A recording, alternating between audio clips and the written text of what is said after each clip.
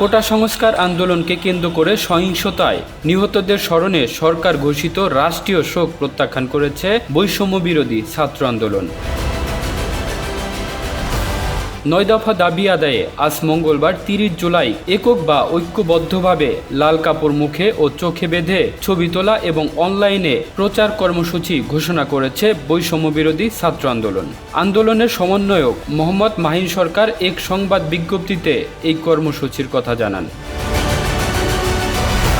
বিজ্ঞপ্তিতে বলা হয়, চলমান কোটা সংস্কার আন্দোলনে দেশজুড়ে সাধারণ শিক্ষার্থীদের যৌক্তিক দাবিকে কেন্দ্র করে নির্বিচারে আইন শৃঙ্খলা রক্ষাকারী বাহিনীর গুলিতে শত শত শিক্ষার্থীর মৃত্যু ও হাজার হাজার ছাত্র জনতা আহত হয়ে যখন মৃত্যুর সঙ্গে পাঞ্জা লড়ছে, তখনও শিক্ষার্থীদের দাবি মেনে না নিয়ে ৭১-এর হানাদার বাহিনীর মতো মধ্যরাতে বাসাবাড়িতেই রেইড ব্লকের মাধ্যমে নিরপরাধ শিক্ষার্থীদের তুলে নিয়ে রিমান্ডের নামে মধ্যযুগীয় কায়দায় বর্বর নির্যাতন চালানো হচ্ছে।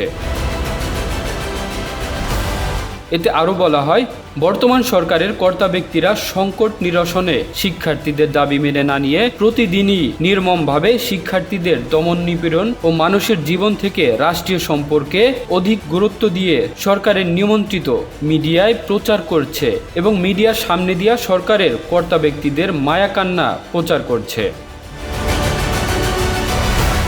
রাষ্ট্রীয় বাহিনীর গণহত্যা ও নির্যাতনের বিচার না করে সাধারণ শিক্ষার্থীদেরকে নিয়ে প্রতিদিন যে নির্মম উপহাস করা হচ্ছে, তার প্রতিবাদে শিক্ষার্থীদের দাবি আদায়ের লক্ষ্যে দেশব্যাপী শোক প্রত্যাখ্যান করে মঙ্গলবার 30 জুলাই লাল কাপড় মুখে ও চোখে বেঁধে ছবি তোলা এবং অনলাইনে ব্যাপক প্রচার কর্মসূচি করার জন্য অনুরোধ করছি বলা হয় বিজ্ঞপ্তিতে। সোমবারের কর্মসূচি সফল করায় দেশবাসীকে শিক্ষার্থীদের পক্ষ থেকে কৃতজ্ঞতা জানানো হয়।